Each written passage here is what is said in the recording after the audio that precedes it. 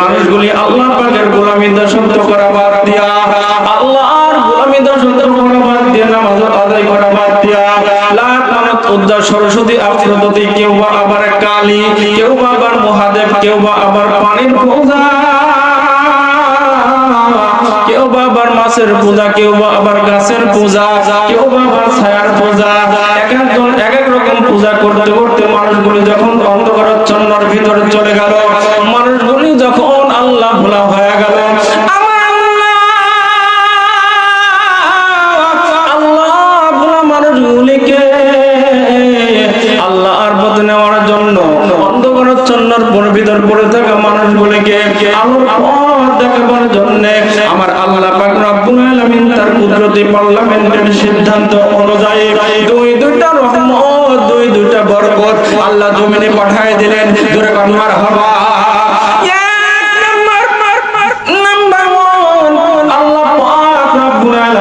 আখিরি নবী বিশ্ব নবী নবী মুহাম্মদুর রাসূলুল্লাহ সাল্লাল্লাহু আলাইহি ওয়াসাল্লামকে পাঠালেন। এরপরে তার উপরে নাযিলকৃত 30 পারা কুরআন। জোরে কান মারহাবা।